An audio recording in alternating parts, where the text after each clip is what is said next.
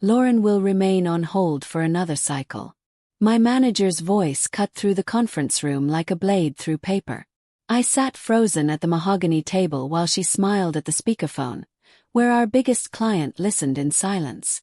Then she turned to Connor, the junior I'd trained for 6 months, and slid a folder across the polished wood. "You'll be taking the lead on the Westfield account moving forward." Connor's eyes went wide. The client coughed awkwardly. My face burned hot while my hands went cold. She kept talking about transition timelines and fresh perspectives, but her words became white noise. Everyone stared at their laptops or the wall, anywhere but at me. When the call ended, she stood and smoothed her blazer. "Let's all thank Lauren for her groundwork on this." Her smile was professional, distant, like I was already a memory instead of a person sitting 3 feet away. I gripped my pen until the clip broke against my palm. In that moment, sitting in a room full of people who wouldn't meet my eyes, I understood something fundamental had shifted. This wasn't about budget constraints or team development. This was erasure, deliberate and public. I nodded once, gathered my notebook, and walked out with my spine straight and my stomach churning. Nobody followed me. Nobody said a word. The door clicked shut behind me, and I stood alone in the hallway, breathing carefully through my nose. My phone buzzed with a calendar reminder about next quarter's goals. I deleted it without reading and headed back to my desk, where 2 years of loyalty sat in neat folders, completely invisible to everyone who mattered. My name is Lauren Pierce. I'm 35 years old, and until that meeting, I was the senior account manager who kept our Denver office profitable through 2 brutal years of industry chaos. I built client relationships that survived budget cuts, leadership changes, and a pandemic that killed half our competitors. My reviews glowed. My numbers sparkled. My raises disappeared.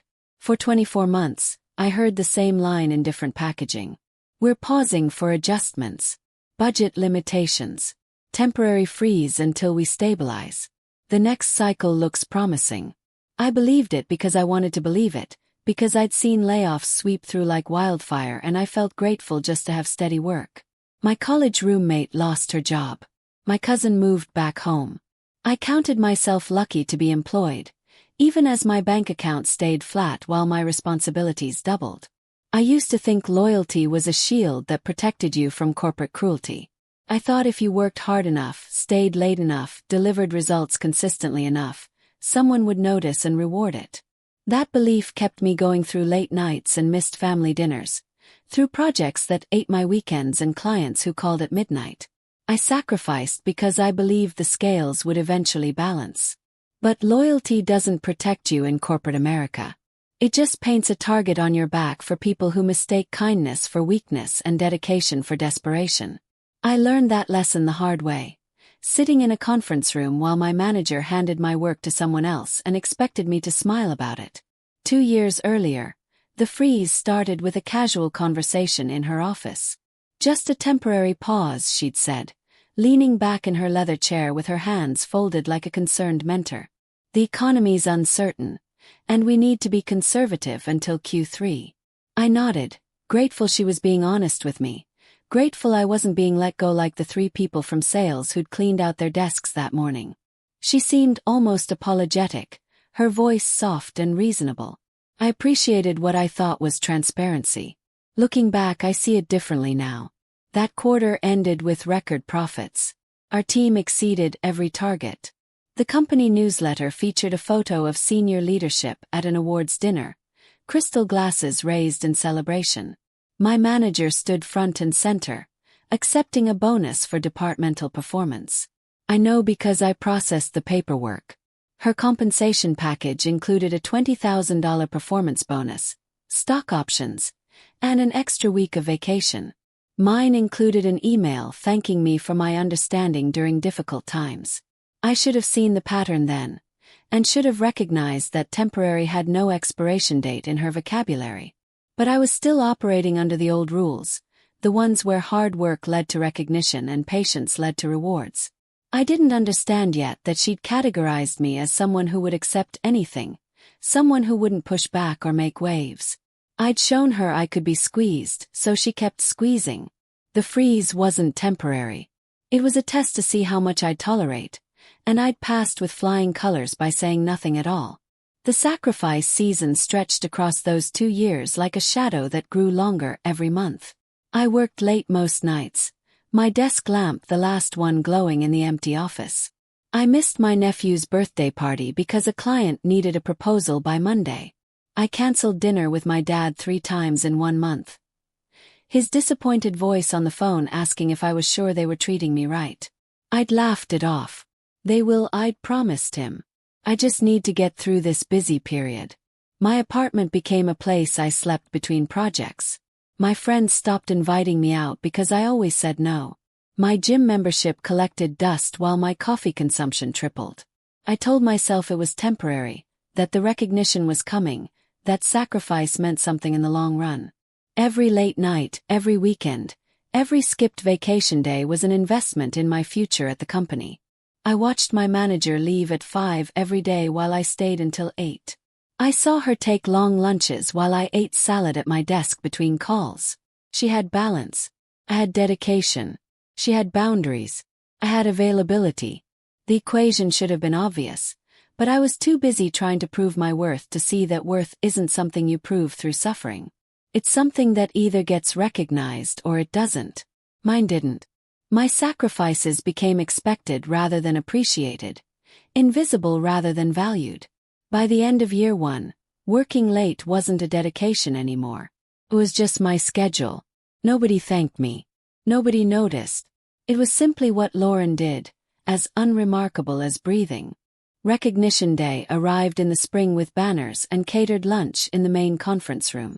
The whole company gathered for quarterly awards, department heads taking turns announcing achievements and handing out plaques. I'd been nominated for Client Relations Excellence by 3 different clients who'd written letters praising my work. My manager told me the week before, her smile bright and encouraging. "You should be very proud," she'd said. "This is well deserved." I wore my best blazer and sat in the 3rd row, palms sweaty with nervous excitement. When they called the category, my manager walked to the front. She accepted the Crystal Award, holding it up while the room applauded. Lauren couldn't have done this without our team's support, she announced into the microphone, her voice warm and grateful. "This really belongs to all of us." I sat 3 rows back, visible to everyone, watching her cradle the plaque I'd earned. My name was engraved on it, but her hands held it. Her office would display it. Her performance review would reference it. The applause continued.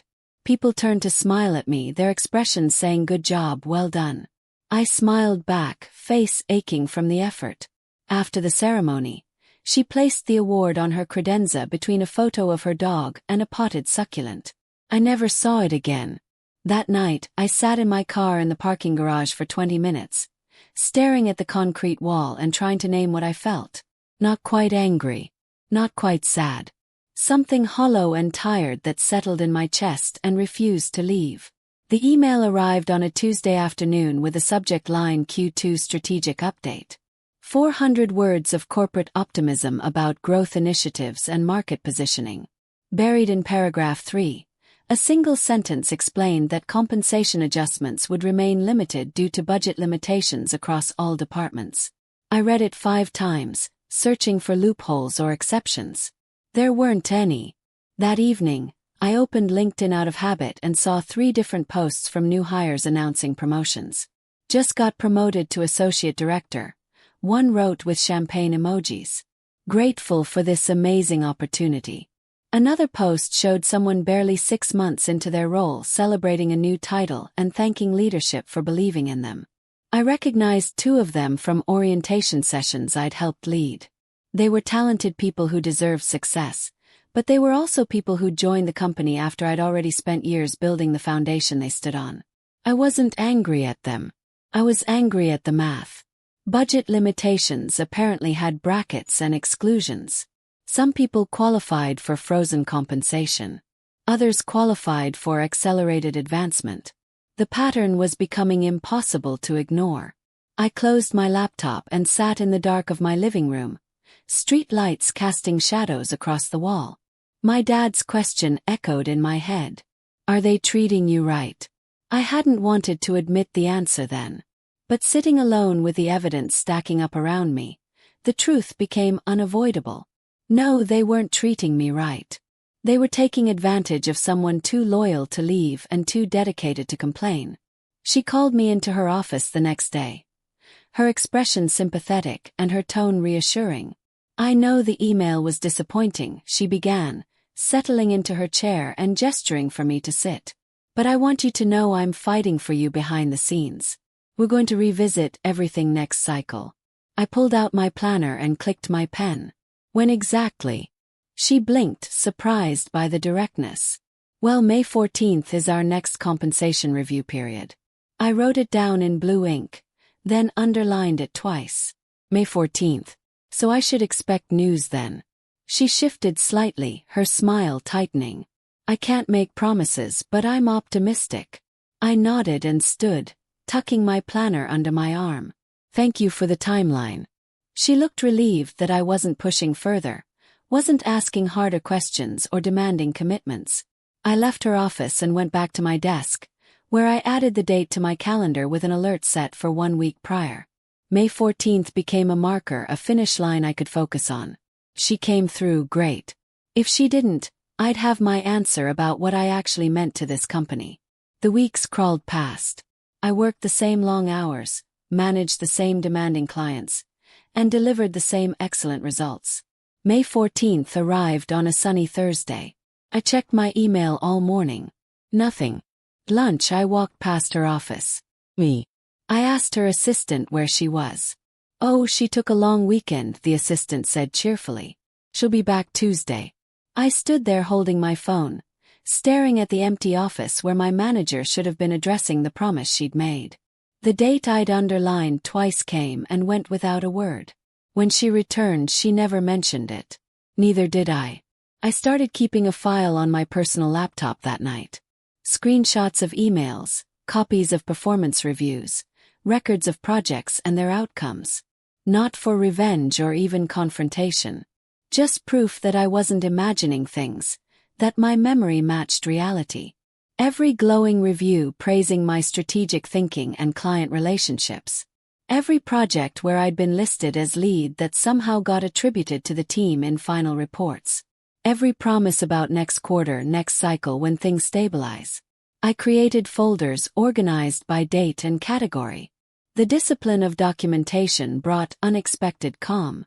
Facts were solid things, immune to gaslighting and corporate spin. When doubt crept in during sleepless nights, I could open the folder and see the truth reflected back. I wasn't crazy. I wasn't ungrateful. I wasn't asking for too much. I was asking for what I'd earned, and the evidence was overwhelming. The more I collected, the more patterns emerged. Other people got public credit. I got a private thank you. Other people got career development. I got more responsibility without compensation. Other people got advocacy from our manager. I managed expectations. The file grew thicker each week. I backed it up in 3 different places. And something shifted inside me as the evidence mounted. The hurt began transforming into something colder and more focused. Calm people scare bullies because calm people have already decided what they're going to do. They're just choosing when to do it. I wasn't calm yet, but I was getting there. She started bringing Connor to client dinners that summer. Fresh energy, she called it, like youth was a strategy rather than just an age. Connor was 27, enthusiastic, and genuinely talented. I'd hired him myself, recognizing potential that reminded me of my younger self. I'd spent months training him, sharing techniques I'd developed over years of trial and error. He absorbed everything like a sponge, taking notes in meetings and asking thoughtful questions over coffee. First, his inclusion seemed reasonable. Junior staff needed client exposure to develop. But the dynamic shifted quickly. He started speaking first in meetings, presenting ideas I'd outlined in our prep sessions. My talking points came out of his mouth with slightly different phrasing, delivered with the confidence of someone who believed he'd thought of them independently. She'd nod approvingly, complimenting his strategic thinking. In restaurants, she'd seat him next to the client while I sat at the end of the table. Fresh perspectives, she'd say. Lauren, you don't mind taking notes. Connor called me his mentor, voice warm with genuine gratitude. She called me support staff, voice flat with casual dismissal. The words stung differently because of their contrast. He saw me as someone who'd invested in his growth. She saw me as someone whose job was to make other people successful while staying in the background. Both were true in different ways, and the gap between them showed me exactly where I stood in the hierarchy. I was valuable enough to train the next generation, but not valuable enough to stand beside them once they were ready. My purpose was elevation, but only for other people. The turning point came on a warm evening in September. We sat at an Italian restaurant downtown with Marcus Chen, one of our longest-standing clients. His company had been with us for 6 years, and I'd personally managed his account through 3 major transitions. He knew me, trusted me, and always asked for me specifically. But that night something felt off from the start. She'd arranged the seating with Connor directly across from Marcus, while I sat beside our manager at the far end. Connor led the presentation about upcoming strategy, reading from slides I'd built the night before. Halfway through the pasta course, Marcus set down his fork and looked directly at me. Lauren, he asked, his voice cutting through Connor's explanation. Are you running this account or just observing now? The table went silent. My manager answered before I could form words. Connor's taking the operational lead, she said smoothly. Lauren's transitioning to more of an advisory role across multiple accounts. Marcus's expression shifted. Disappointment replacing confusion. That's unfortunate, he said quietly. I've always valued working with Lauren specifically. The meal continued awkwardly.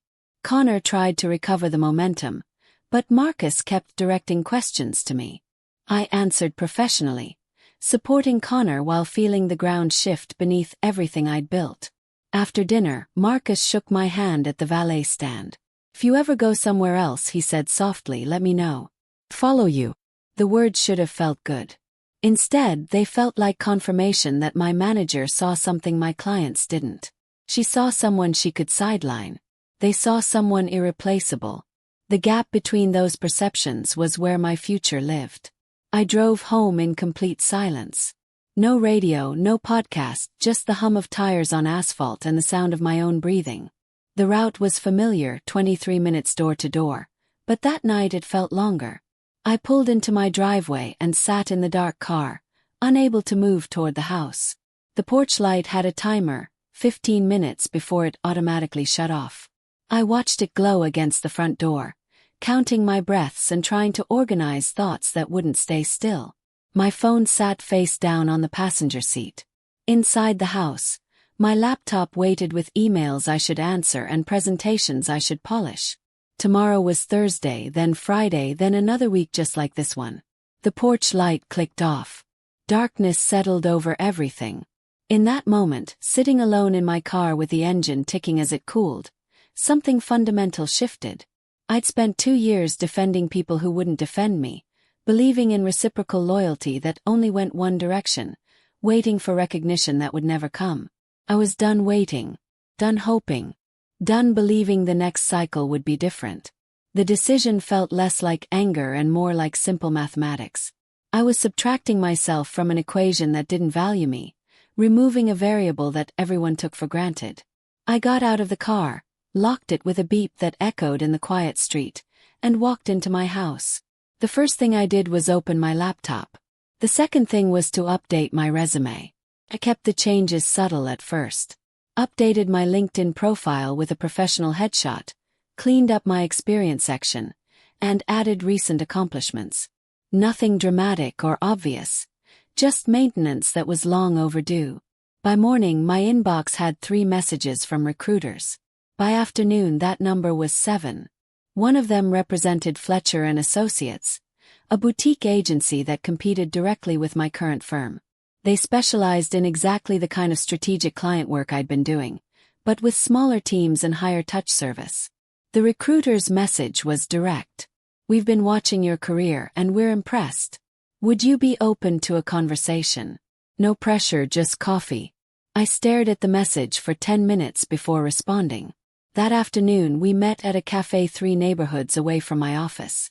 The recruiter, a woman named Patricia with silver hair and sharp eyes, laid out an opportunity that felt too good to be real. "We need someone who understands relationship building at a strategic level," she explained. "Someone clients trust.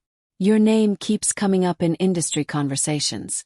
The role was Director of Client Relations. The salary was 60% higher than my current frozen compensation. The team was small, experienced, and collaborative. But something stopped me cold when she mentioned the opportunity to bring existing relationships. "I can't bring clients," I said firmly. "That's not ethical." Patricia smiled, stirring her coffee slowly. "We're not asking you to. But I need you to understand something. When you're good at what you do, clients follow because they want to, not because you ask them to. That distinction matters." The offer letter arrived 3 days later. Director of Client Relations, comprehensive benefits, equity options, and a salary that made me realize exactly how undervalued I'd been. I read it twice, checking for catches or conditions. There weren't any. Just straightforward recognition of what I brought to the table. I should have felt pure excitement. Instead, I felt my conscience raising questions. Even though Patricia had been clear about not poaching clients, the potential for it existed. If I left and clients chose to follow, was that my fault? Where was the line between unethical solicitation and natural business consequence? I called my dad that night, the first real conversation we'd had in weeks. He listened to the whole story without interrupting, from the salary freeze to the award ceremony to the client dinner. When I finished, he was quiet for a moment. "Honey," he finally said, "you didn't break their loyalty. Your company did. You're just giving people permission to make their own choices. But what if everyone leaves? Then maybe that tells them something important about how they've been running things." I sat with that perspective, turning it over in my mind. I wasn't obligated to stay somewhere that undervalued me just because my departure might cause problems. They'd made choices that created this situation. I was just making a choice in response. The offer sat on my kitchen table for 2 days while I wrestled with it. Finally, I picked up my phone and called Patricia. "I'm interested," I said. "But I need to be crystal clear. I won't solicit anyone. Whatever happens after I leave happens on its own." "Understood," she replied. "That's exactly the kind of integrity we want on our team." 2 weeks later, my manager scheduled my annual review with an email that said simply, "Time to discuss development." I knew what that meant now. Development was code for teaching Connor how to do my job so she could eventually eliminate my position or push me out. I'd seen this pattern play out with others. The mentor phase, the transition phase, the thank you for your service phase. I walked into her office with my notebook and a carefully neutral expression. She started with praise, highlighting several successful projects and client wins. "Your work has been consistently strong," she said. "You're a valued team player." Team player. The phrase landed like a weight. Not a leader, not a strategist, not someone driving results. A player on a team, interchangeable and support level. Then she pivoted to development opportunities. "We'd like you to focus on knowledge transfer with Connor," she continued. "Really help him understand the nuances of account ownership so he can take on more autonomy." Translation: train your replacement. I nodded, taking notes. "What timeline are we looking at?" She blinked. "Timeline. For Connor's transition to full ownership." Her expression flickered with something that might have been surprise or discomfort. "We're thinking 6 months for a complete handoff." 6 months. I wrote it down. "And my compensation review." She sighed like I'd asked something unreasonable. "Lauren, we've discussed this. The freeze remains in place until further notice." I smiled, closed my notebook and stood. "Thank you for clarifying the timeline." I shook her hand, my grip firm and brief. She looked relieved that I wasn't arguing and wasn't pushing back. She had no idea I was already gone. I just hadn't left yet. I chose the date carefully, looking at contract renewal schedules and project timelines. 4 major clients had renewals coming up in October. If I left the day before those renewals were processed, I'd fulfill my obligations while creating maximum disruption to force accountability. It wasn't revenge. It had consequences. I began leaving breadcrumbs for transition, documenting processes I'd always kept in my head, creating file structures that others could follow, writing detailed notes about client preferences and communication styles. Anyone watching would think I was being unusually thorough. My manager noticed and complimented my documentation efforts. "Great initiative," she said. "This will really help Connor." I smiled and kept typing. The countdown lived in my head like a quiet clock. 8 weeks, 7 weeks, 6 weeks. I stopped volunteering ideas in meetings, offering only direct responses to questions. I stopped staying late, leaving at 5:30 like everyone else. I stopped checking email after hours. Boundaries I'd never enforced suddenly became rigid. My manager noticed this too, her eyes narrowing slightly when I declined to join a weekend call. "Is everything all right?" she asked. "Everything's fine," I replied. "Just working on balance." She seemed satisfied with that answer. People talked about balance all the time in corporate America. It was an acceptable reason for pulling back. What she didn't notice was that I'd stopped investing in a future at the company. I was managing down my emotional attachment, severing connections one by one until the only thing left was a professional obligation. By the time October arrived, I was already gone in every way that mattered. I just hadn't made it official yet. The final review happened in late September, a brief meeting in her office that felt like a formality. She used words like valued and dedicated and team player, each phrase polished smooth from overuse. At the end, she slid a piece of paper across the desk. "Your compensation remains frozen for another cycle," she said. "But we'll definitely revisit this in January."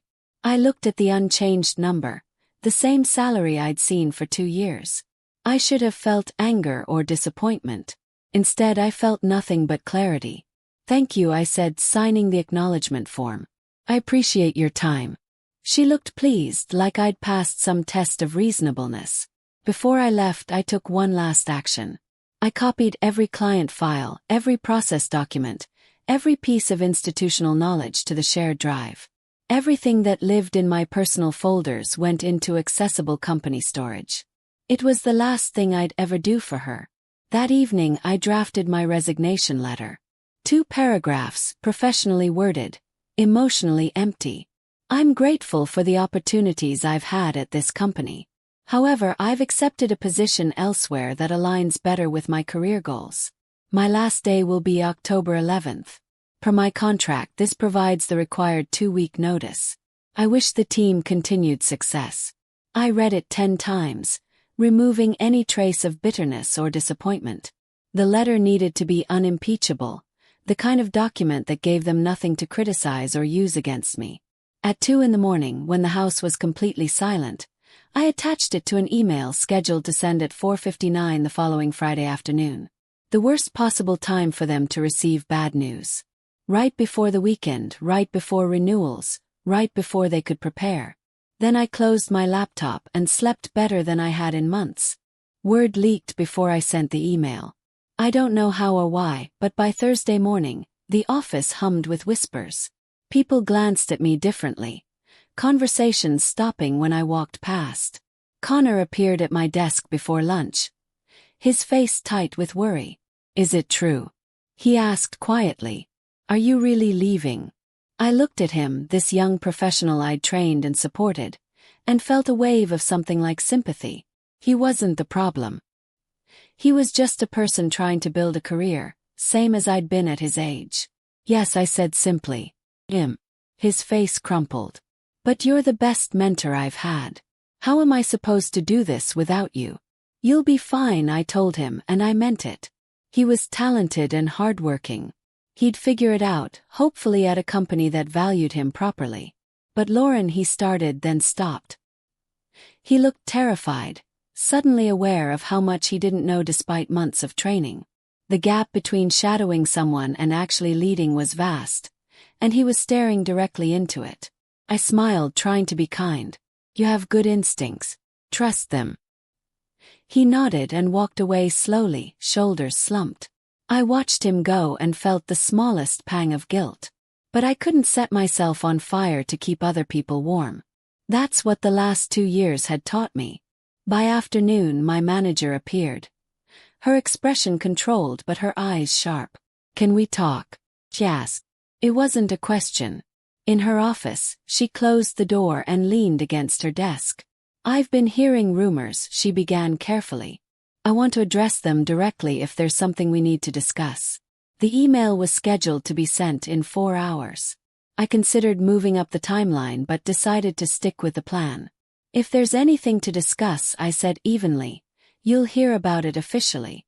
She studied my face, looking for cracks in my composure. She didn't find any. "All right," she said slowly. "But Lauren, I hope you know your career here has been valued."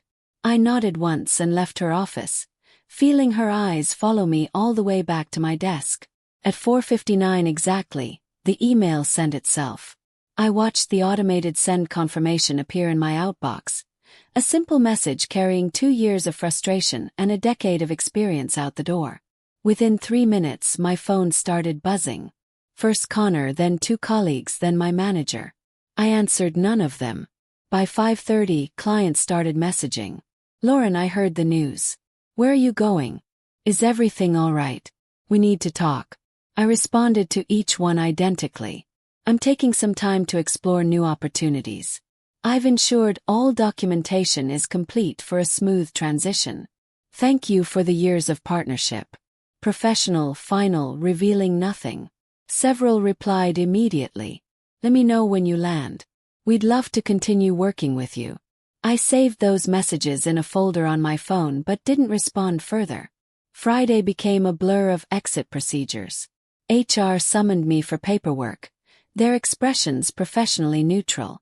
"We'd like to conduct an exit interview," the coordinator said. "It would help us improve." I smiled and declined. "I don't think that's necessary. Do you have concerns about the transition?" "Everything is documented," I replied. "Connor has access to all files. You should be fine." The coordinator's expression suggested she disagreed with that assessment, but she didn't push. I cleaned out my desk in 15 minutes. 2 years of work fit into one cardboard box. A photo of my family, a coffee mug, a small plant that had somehow survived on my desk. Nothing else was mine. Everything valuable belonged to the company or, more accurately, had belonged to me until I gave it away for free. Monday morning arrived with autumn sunlight and a sense of lightness I hadn't felt in years. My first day at Fletcher & Associates started at 9, giving me time for a real breakfast and a slow commute through neighborhoods I'd only ever seen rushing past. The office was smaller, modern, full of natural light. Everyone introduced themselves by first names without titles attached. Patricia met me at the door with a genuine smile and a gift bag containing company swag and a handwritten welcome note. My office was a corner space with windows overlooking downtown Denver, the mountains visible in the distance. On the desk sat a placard with my new title, Director, Client Relations. The salary was unfrozen and doubled. The respect was immediate and tangible. 10 I had my first team meeting. 12 people, all experienced, all collaborative. No one talked over each other. No one took credit for others' ideas. They asked questions, built on concepts together, and actually listened. It felt surreal after years of the opposite. During lunch, my phone buzzed with an email. The subject line read, Transition of Services. I opened it carefully. It was from Marcus, the client who'd asked if I was just observing now. Lauren, I want you to know we've decided not to renew with your former firm. We've been unhappy with recent service changes, and your departure was the final indicator that priorities have shifted. We'd like to discuss bringing our account to Fletcher & Associates if you're able to work with us in your new role. Let me know your thoughts. I read it twice, then forwarded it to Patricia without comment. She replied within minutes. Client initiated. No solicitation. This is exactly what I meant. By the end of the day, 2 more similar emails arrived. I saved all 3 in a folder labeled Organic Transitions and tried to process what was happening. I hadn't asked for this. Hadn't hinted or suggested or campaigned. I'd simply left, and clients were choosing to follow based on their own dissatisfaction and trust in me specifically. Tuesday morning brought chaos at my former company, according to Connor's texts that I probably shouldn't have been receiving but appreciated anyway. She sent a company-wide memo, he wrote. Says you chose new challenges and wishes you well. Sounds polite, but everyone knows something's wrong. Then, HR wants to do a retention check with everyone. People are scared. Then, one of your clients delayed their renewal. Said they're waiting for leadership stability. Whatever that means. I didn't respond, but I watched the dominoes fall from a distance. By Wednesday, the situation escalated. 2 clients officially delayed renewals pending review of service quality. 3rd paused all new projects. The board apparently wanted answers about why a senior account manager's departure was causing this much disruption. Connor had been reassigned to internal training rather than client management. The person they'd groomed to replace me wasn't ready, and everyone suddenly realized it. My former manager started working weekends. Her Instagram stories showing late-night office lights and coffee cups. My old schedule, the one that used to be mine alone, was now hers. The irony was almost poetic. She'd pushed me out to create space for cheaper, younger talent. Now she was drowning in the gap I'd left behind, discovering that some people aren't easily replaced. Thursday brought news that one client had officially terminated their contract early, paying the penalty fees rather than continuing with declining service quality. Friday brought news of a second termination. Both named me specifically in their exit feedback as the reason for their original loyalty and their eventual departure. Patricia called me into her office with an expression I couldn't read. 2 clients have formally requested to bring their accounts here, she said. Both specifically want you as their lead. How do you want to handle this? The same way we discussed, I replied. No solicitation, no pressure, no promises. If they want to work with us, we provide excellent service. If not, no hard feelings. She nodded slowly. You know, most people in your position would be celebrating right now. I'm not most people, I said. This isn't about revenge. It's about consequences. She smiled. That's exactly why I hired you. By the following Wednesday, 3 of my former clients had officially terminated contracts and signed with Fletcher. All of their own volition, all citing service quality concerns that predated my departure but crystallized with my leaving. I attended the onboarding meetings professionally, treating them like any new client even though we had years of history. The work felt familiar and completely different at the same time. Same relationships, different context, better support system.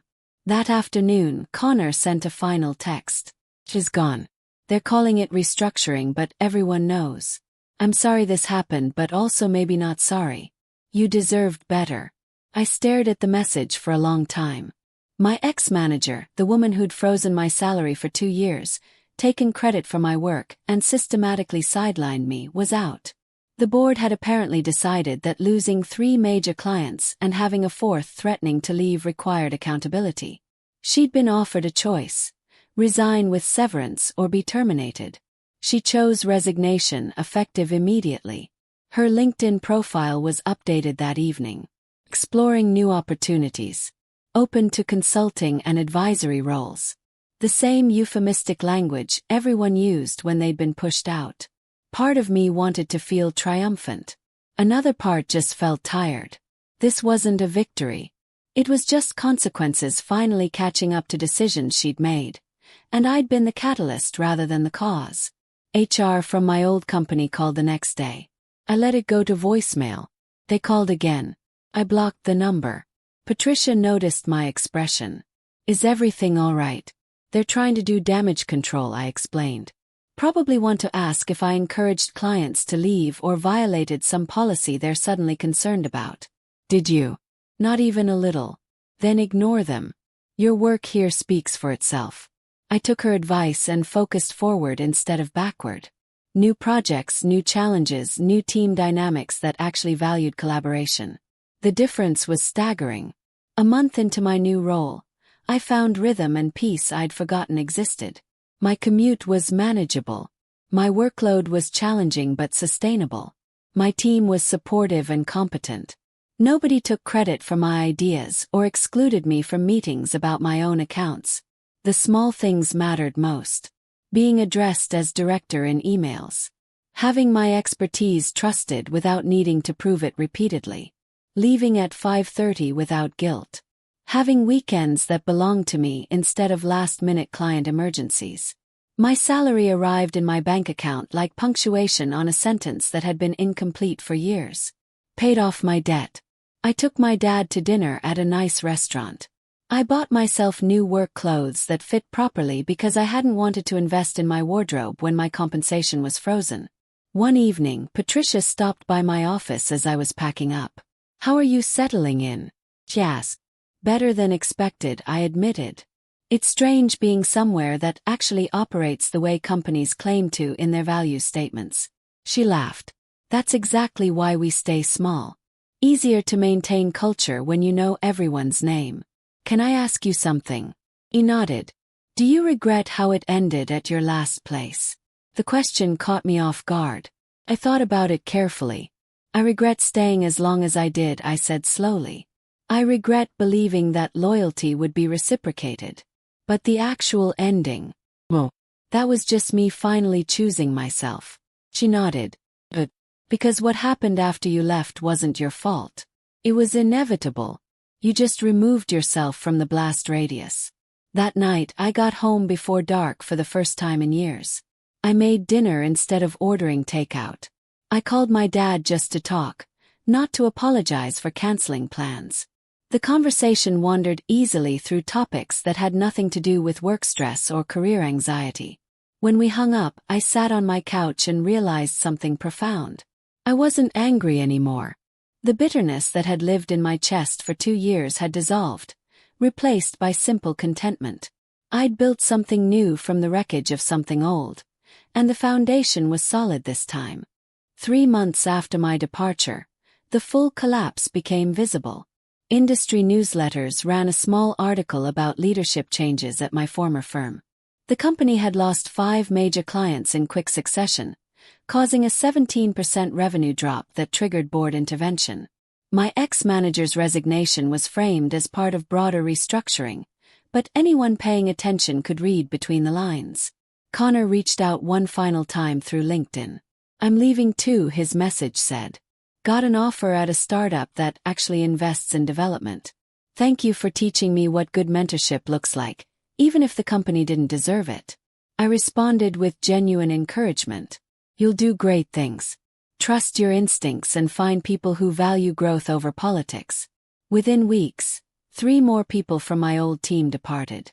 The exodus wasn't coordinated, just the natural result of talented people recognizing a sinking ship when the best navigator had already left. The firm brought in a crisis management consultant and started interviewing for multiple senior positions simultaneously. Meanwhile, at Fletcher we were thriving. The 3 clients who'd followed me were happy, referring to other potential accounts through word of mouth. My team had expanded by 2 people. I'd been asked to mentor a junior director who reminded me of my younger self, hungry and dedicated but needing guidance on navigating corporate dynamics. One afternoon I got an unexpected email from Marcus. Subject line, "Thank you. Lauren, I wanted to reach out personally to say thank you for years of excellent service and for handling your transition with such professionalism. The contrast between how you left and how your former company is handling the aftermath tells me everything about character. We made the right choice following you. Best investment we've made this year."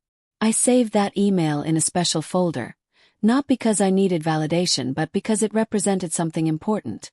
Proof that doing things right, even when you're hurt and angry, matters in the long run. 6 months after leaving, I attended an industry conference where I'd previously hidden in the background while my old manager networked. This time, I walked in as Director of Client Relations at a respected boutique firm with a growing reputation. People approached me directly, asking about my move and complimenting Fletcher's recent success. I ran into several former colleagues at the cocktail reception.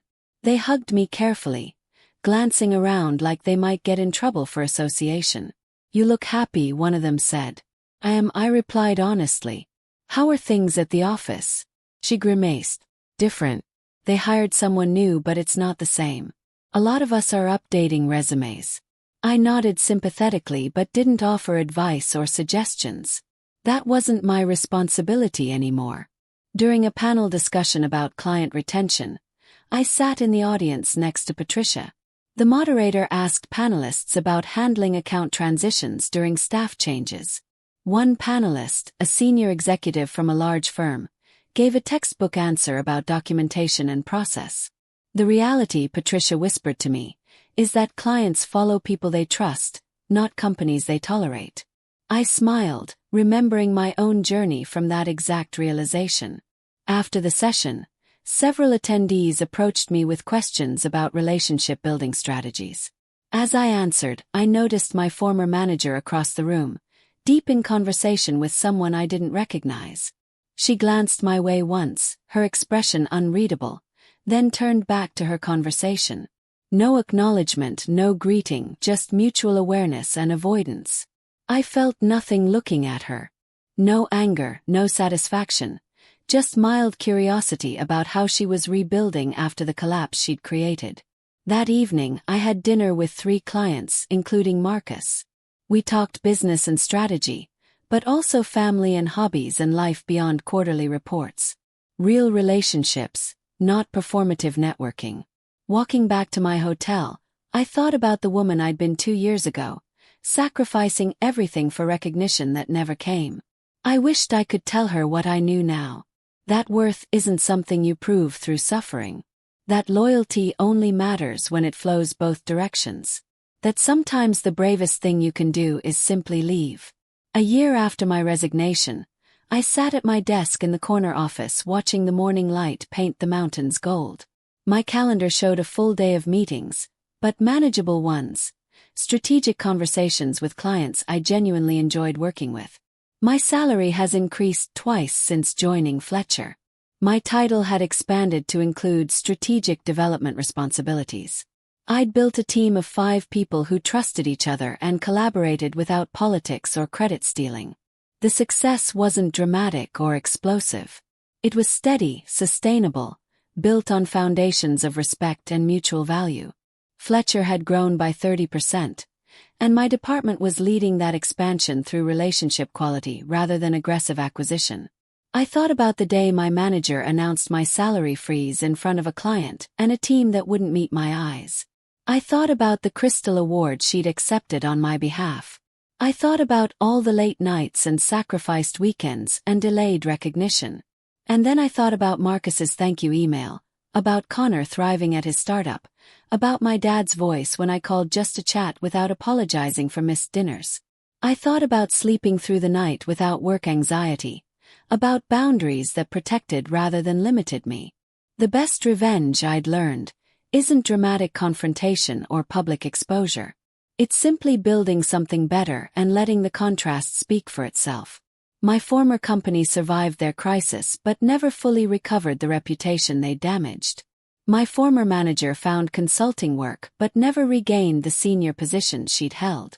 The market had spoken, and consequences had landed where they belonged. Meanwhile, I discovered something more valuable than revenge or vindication. I discovered peace that came from knowing my worth and refusing to accept less than I deserved. I discovered that bridges don't need burning when they collapse under the weight of their own poor construction. At noon, Patricia stopped by with news that another client had requested our services, specifically asking for me by name. The pipeline was full, the team was strong, and the future looked bright. I smiled and pulled up the project files, ready to build something excellent with people who valued excellence. Sometimes the best response to being frozen out is simply to thaw yourself somewhere warmer and watch the frostbite claim the people who thought they could survive winter alone. My former manager had spent 2 years treating me like I was replaceable, disposable, invisible. The market had proven otherwise, and I'd moved on to prove it to myself. That was enough. More than enough. It was everything.